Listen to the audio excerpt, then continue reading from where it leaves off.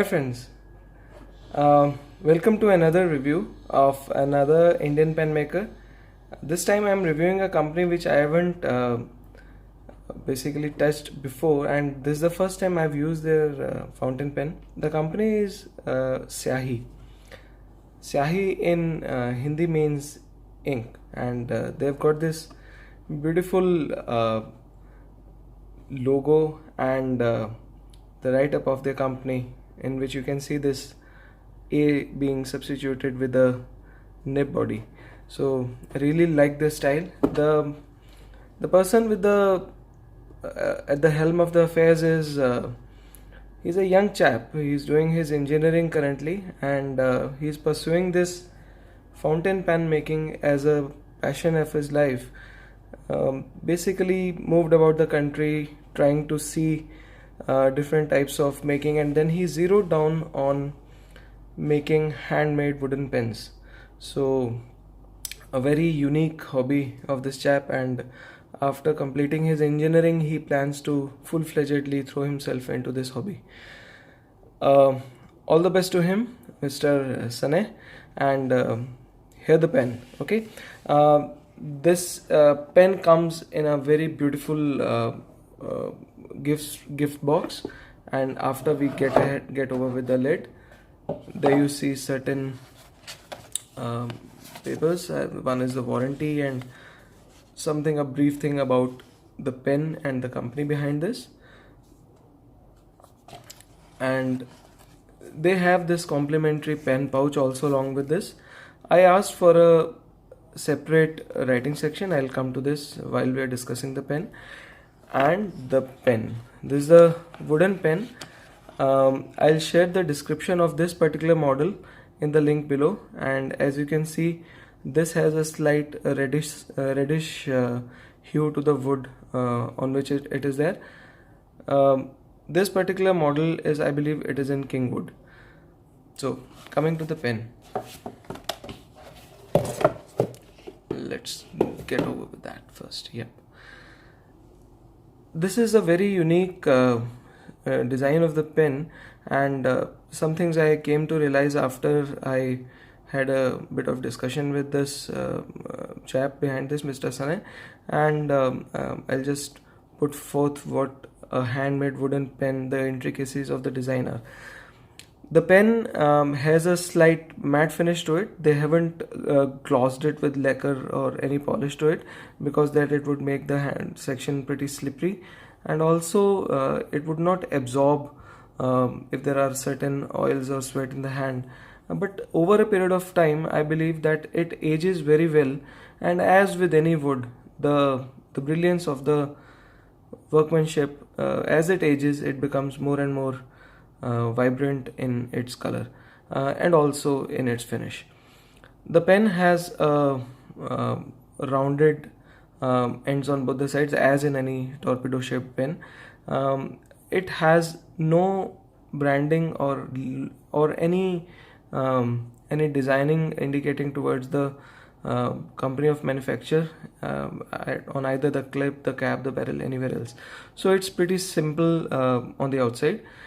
A rounded finial, the ring at the top, the clip. It has a bit of matte finish to it, brushed aluminium finish to it, and the clip is very functional.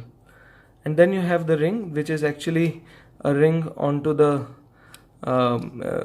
threads of the on the barrel, and then the section, the barrel section, and again the bottom is rounded up. So after you open it with almost 2.25 turns, you see the section. The section is very thin as compared to the barrel, and it has a bit of threads on the back here, and it houses a bock nib. The nib has worked so well on this. This is a medium point and a usual bock. We discussed this in another Indian pen maker, Constellations, last time, but I'll show you. This nib was excellent performer, again beyond my expectations. These threads are basically on this small brass fitting which is on the barrel part, and then you see a Schmidt converter. I've ended up. The design was very unique. You see a sharp step off from the barrel onto the writing section. The writing section is made up of brushed brass finish. It got certain lines onto this probably while I was using this, but which I think as it ages, it gives a pretty vintage look to it. It also has a ebonite section. I think this is a resin section, and you can use whatever you like, but my choice was a brass section because it sort of makes it a bit heavier onto the front part of the pen and gives me very good feel in writing. There was a bit of debate regarding the step off from the barrel to the writing section and whether it was a hassle or it probably would be annoying, but I'll show you a couple of things which I realized, so that if you're using this pen, this doesn't come in the come to bother at all. So if you're using a front grip, it doesn't bother you. This doesn't hurt. This doesn't even, you won't even know the presence of this step off. And if you're using a back grip, now I generally tend to hold the pens a bit back, and I like to hold the pen with the thumb completely onto the barrel and the front index finger, the pad of the finger, onto the writing section. Excuse me. And again, I didn't find this, I didn't even note that there was a step off of the barrel. I could use it very comfortably. If you're putting your thumb midway onto the writing section, midway onto this ring, you will feel it. Then you would not want to hold it in this particular grip. I'm very comfortable holding it like this. See, so all my writing section in the writing experience, I'll do the writing like this, and this is how I feel very comfortable with it. Even like this, but this is my preference. So this doesn't bother me on the index finger at all.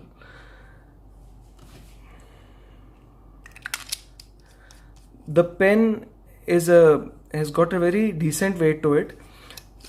This is a very thin shell. You see the craftsmanship of this? The issue was that this cannot be thinned out more, and the circumference and the diameter of the body and the cap has to be made in such a way so that it doesn't crack like an eggshell. And that was the reason they had to give this kind of a step off if it had to be a handmade pen. I think that there are certain designs like Ondoro. I'm not sure how that works, but there is a snap-on type of mechanism of the cap onto the writing section. But if it has to be a twist mechanism like in a completely handmade wooden pen, there has to be a step off, and there has to be a minimum thickness of the pen. I think this is the minimum thickness it should be having. Size comparisons, I'll choose another couple of pens of Indian pen makers this time. So we have a Bromine, which I reviewed earlier, and a Lotus Shikhar. This one is from Lotus Pens India, Constellations and 88, and now this from Syahi. All of three are pretty girthy pens, and but then again the weight of the pen is sort of comparable to this one. Is the lightest, and Lotus is the lightest. It's an ebonite pen. The pen is has got the weight almost equivalent to that of a Bromine, slightly heavier than that, and it's not a top heavy pen. Because of the brass section, it's very easy, it's very pleasing to write with this. And obviously it's pretty obvious you cannot post it. This is not a post pen. Even if you are holding the grip onto the barrel like I am doing it, even then you can use it very comfortably without posting. And obviously if you are using it onto the end of the writing section, you won't have a problem at all.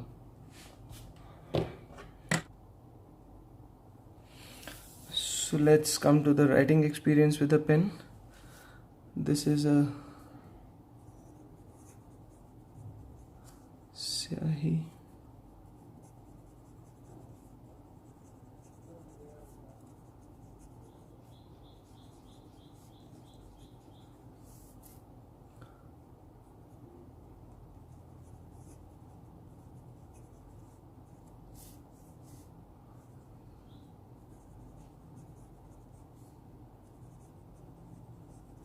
It's a steel nib and the point is medium. I've inked it up with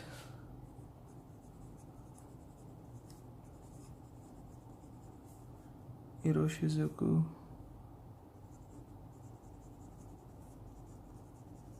Yamamoto.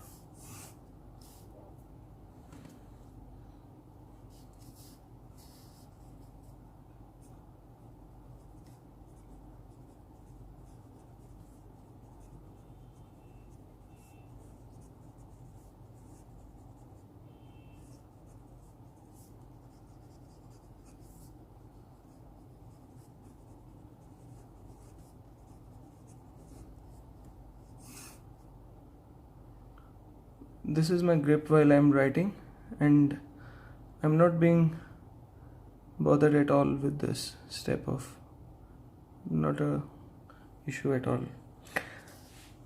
It was very kind of Mr. Sane to have pre-tested the pen before sending it, and I was immediately surprised with the way it literally took off on the paper the moment I inked it and started writing with this. The surprise was again the same which I had with the Bock nib previously with Constellations, but this time it went a step further.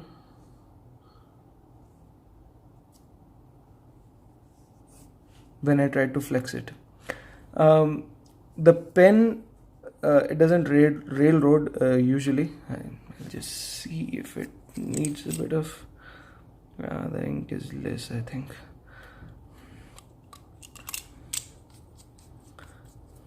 Okay.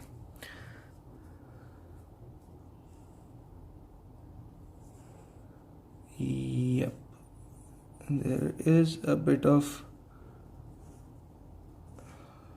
The feed needs to catch up. Let me prime it a bit.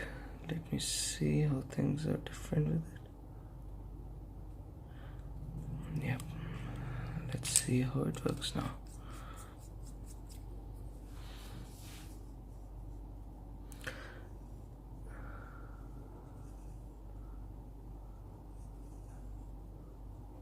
Actually, I've been using this pen whole day for the last 2-3 days, and it didn't skip up on me. There were no hard starts or any skips. This was a bit of surprise. I think the ink is nearing its end, but you see, gosh, the way it flexes. The nib is very, very wet nib, and I really like these kind of nibs which give a beautiful depth and shade to the color of the ink with which we are using. If I have to scale it on a visual analog scale for wetness, it scores beautifully, and in terms of smoothness, I think Bock nibs have started to perform pretty reliably on that. It's a very smooth nib, and so there you go, rating it. Very happy with the pen, and a very different kind of a design, a handmade wooden pen, and on top of that, aspirations of a young engineer who is going to pursue his passion. I really like supporting such persons who want to do something out of their heart, and so my best wishes to Mr. Sanesha on this new path, and all the best. With this, I come to the end of this review. Hope to see you later soon.